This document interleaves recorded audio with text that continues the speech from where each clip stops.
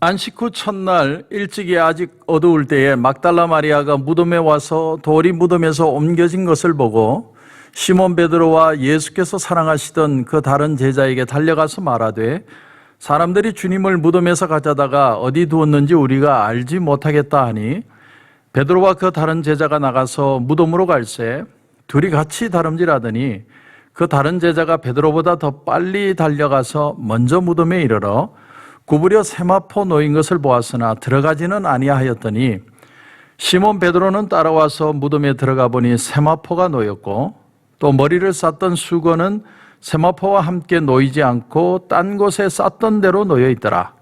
그때에야 무덤에 먼저 갔던 그 다른 제자도 들어가 보고 믿더라. 그들은 성경에 그가 죽은 자 가운데서 다시 살아나야 하리라 하신 말씀을 아직 알지 못하더라.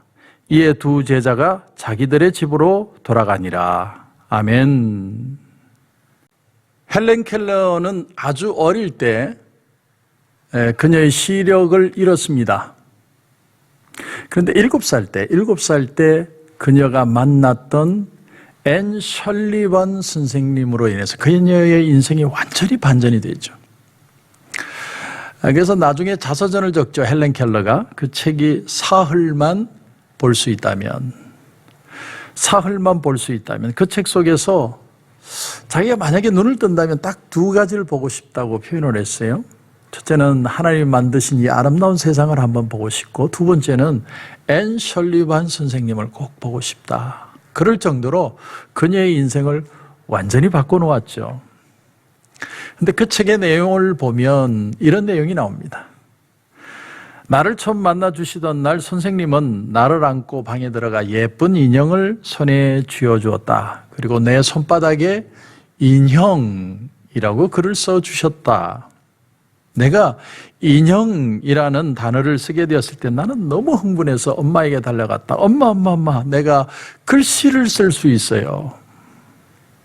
며칠 후 설리반 선생님은 내 손바닥에 물방울을 떨어뜨리곤 워러라고 적어주셨다. 이렇게 나는 수백 개의 단어를 배웠다. 그러던 어느 날 선생님은 내 손바닥에 사랑이라는 단어를 적어주셨다. 그때 나는 물었다. 선생님, 사랑이 뭐예요? 사랑이 뭐죠? 아마 여러분 이 질문은 헬렌 켈러만의 질문이 아니라 우리 모두의 질문일 것입니다. 사랑. 사람들은 다 사랑에 목말라 하고 배고파합니다. 사랑을 받고 싶어 합니다. 사랑을 느끼고 싶어 하는 거죠.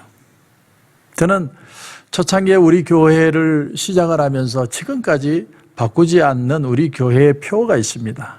그게 뭐냐면 하나님의 은혜와 사랑이 넘쳐 이 땅과 열방을 섬기는 교회와 하나님의 은혜와 말씀의 능력이 넘쳐 이 땅과 열방을 섬기는 교회가 되게 하옵소서. 제가 왜 그 말씀을 우리 교회 주제구로 삼았냐면 사람이 봉사를 하고 이 세상을 살고 내가 열심히 가치 있는 삶을 살고 싶어도 정말 하나님의 은혜가 내게 오지 않고 그 사랑에 부딪히지 않으면 우린 그런 삶을 살 수 없다라는 거예요. 그런 철학이 있기 때문에 그 철학을 가지고 만든 표입니다. 그러니까 일하기 전에 먼저 은혜 받자. 일하기 전에 먼저 말씀을 받자. 이게 제 목회 철학입니다. 은혜부터 받아야, 사랑을 알아야 사랑을 나눠줄 수 있다라는 겁니다. 오늘 말씀을 보면 막달라 마리아라는 여인이 안식 후 첫날 예수님의 무덤을 찾아가는 장면이 나옵니다. 얼마 전에도 제가 누가복음에선가 이 본문을 다룬 것 같은데 막달라 마리아는 가장 천한 여인이면서 또한 가장 소중한 사람으로 나타납니다. 어떻게 보면 우리 인간의 양면성을 보여준다고 할 수도 있어요. 인간이 가장 천한 모습이지만 가장 가치 있는 모습으로 여겨질 수 있다는 것. 전설에 의하면 그녀는 창녀였다고 그럽니다. 그리고 7 귀신이 들렸다고 그러죠. 그런데 그런 여인을 예수님이 귀신을 쫓아내십니다. 온전하게 만들어 주셔서 주셨죠. 그렇게 해서 이 여인이 귀중한 옥합을 깨뜨려 예수님의 발을 닦은 여인이 바로 이 여인이다. 이게 바로 전설입니다. 전설일 뿐입니다. 그녀는 그 이후로 완전히 인생이 달라졌습니다. 예수님이 가는 곳이면 어디든 쫓아가고 십자가에 달리는 자리까지 쫓아가고 심지어 예수님이 장사 지내는 그 자리까지 있었습니다. 그리고 예수님이 무덤에 묻히고 그 다음 날 안식 후 첫날 가장 먼저 무덤가에 온 사람도 이 여인입니다. 여기서 우리가 깨닫는 게 하나가 있습니다. 그것이 뭐냐면 사랑의 마음이 있으면요, 사랑만 있으면 다른 건 조금 부족해도 그것이 아름답게 드러난다는 거예요. 여러분, 이게 참 중요합니다. 사람은 완벽할 수 없어요. 사람은 다 거기서 거기입니다.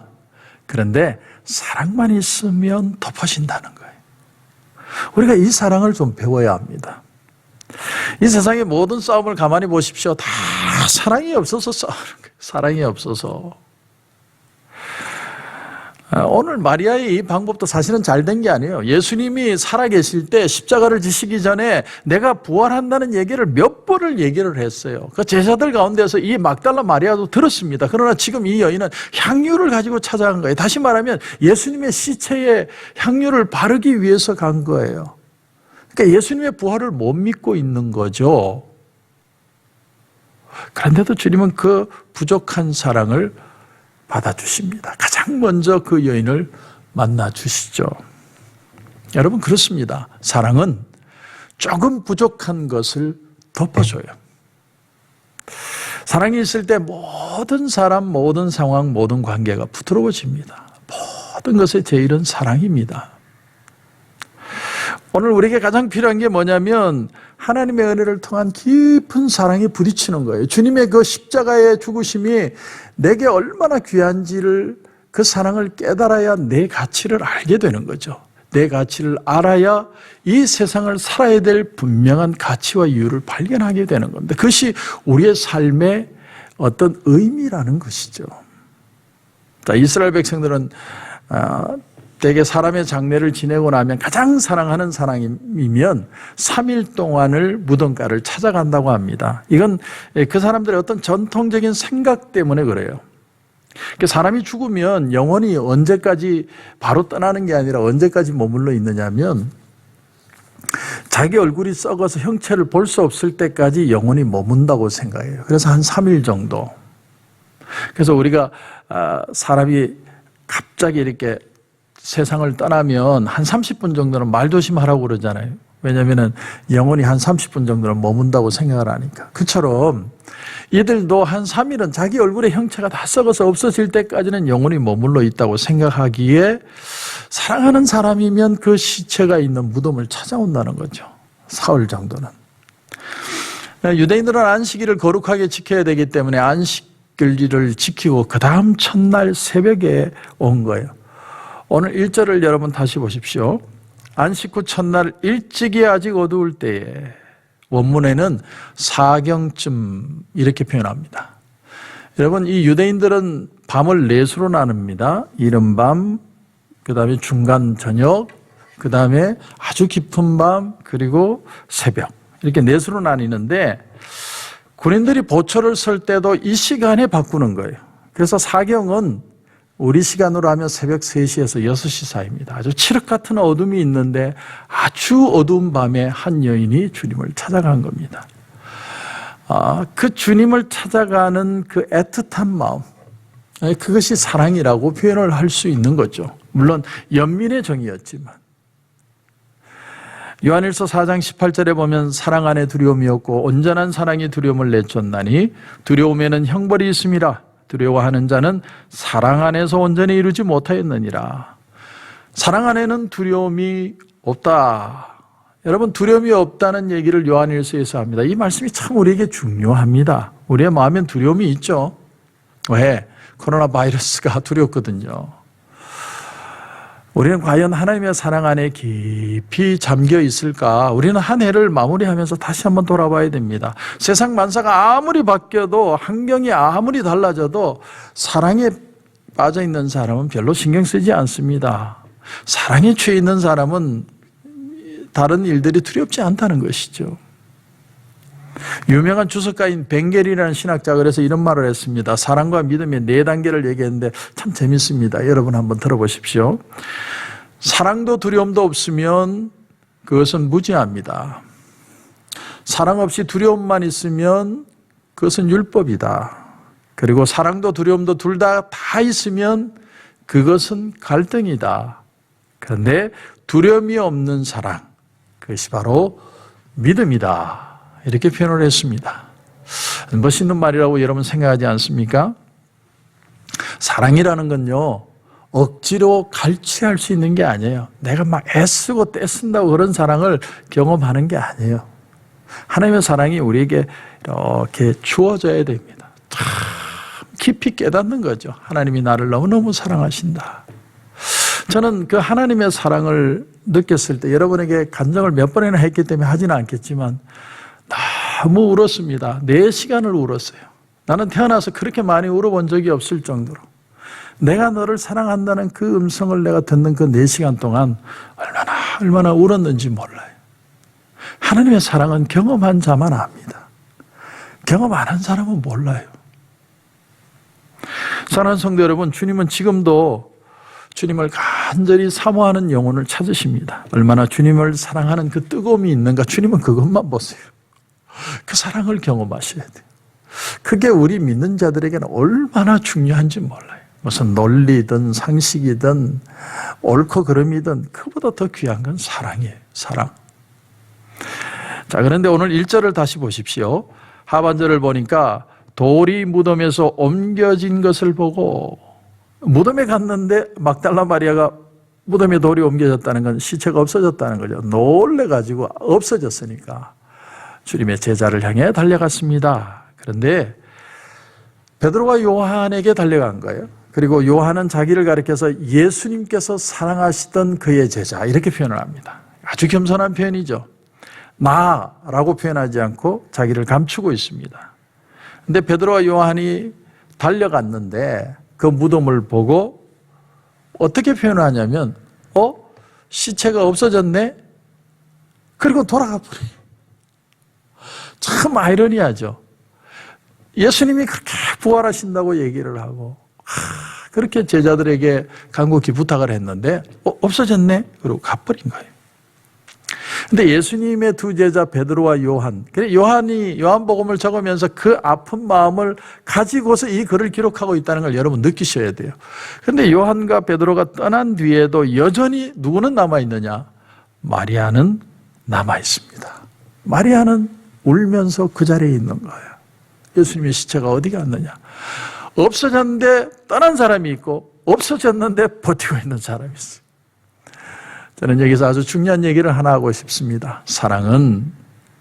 사랑은요, 이해되지 않고 용납되지 않아도 머물러 있어 줄 수 있는 게 사랑이에요. 그게 사랑입니다. 여러분, 믿음의 세계 다 이해되는 거 아니에요. 이해돼서 다 믿는다면 그건 하나님이 아니죠. 하나님은 우리가 어떻게 다 100% 이해를 할 수 있습니까? 하나님이 나중에 깨닫게 하실 수 있죠. 그걸 우리가 기다릴 뿐이죠. 나를 사랑하사 나를 불러주셨다는 그 은혜를 알기 때문에 그 하나님을 믿고 기다리는 거지. 100% 다 내가 이해되면 내 하나님 믿어줄게. 그건 교만입니다. 어떻게 우리가 하나님을 100% 다 이해할 수 있어요? 그 하나님의 사랑을 알기 때문에 기다리고 있는 겁니다. 마리아는 끈질기게 무덤에 머물러 있습니다.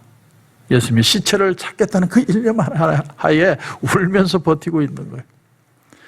그런데 15절에 보시면 예수께서 이르시되 여자여 어찌하여 울며 누구를 찾느냐 하시니 마리아는 그가 동산지기인 줄 알고 이르되 주여 당신이 옮겼거든 어디 두었는지 내게 이르소서 그리하면 내가 가져가리이다.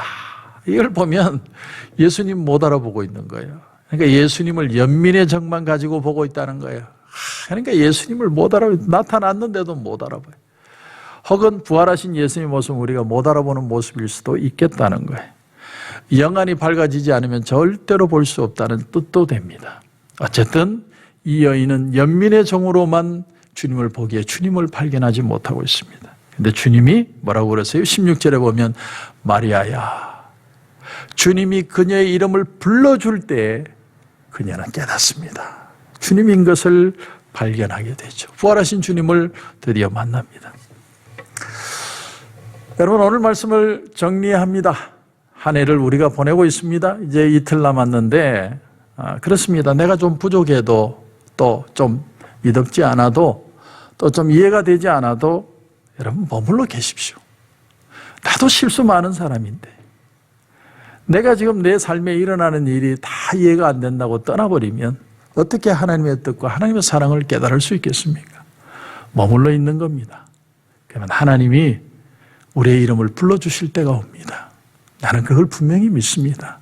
그걸 믿기 때문에 이 자리를 지키고 있는 것이죠. 그 사랑을 경험할 수만 있다면, 부활하신 예수님이 내게 다가와서 나를 터치만 하면 우리는 달라지는 거예요. 그 사랑의 힘으로 이 세상을 살아가는 겁니다. 그래서 2021년을 소망할 수 있는 겁니다.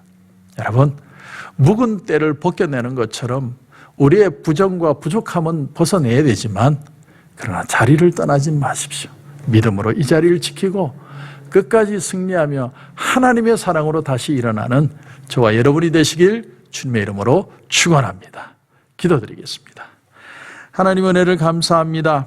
오늘 막달라 마리아라는 여인을 통해 인간의 사랑과 하나님의 사랑을 우리가 생각해 보았습니다. 하나님, 부족하지만 우리는 끝까지 믿음으로 머물러 있겠습니다. 주님 보여주실 줄 믿습니다. 주님, 우리도 부족한데 우리가 어떻게 하나님을 원망하겠습니까? 하나님, 2020년 우리의 마음에 부정적이고 연약했던 것들은 다 떠나고 주님의 사랑만 우리 속에 머물고 2021년을 소망으로 바라보는 귀한 시간 되게 하여 주옵소서. 오늘도 기도하는 가운데 하나님 큰 은혜 주실 줄 믿고 예수님의 이름으로 기도드립니다.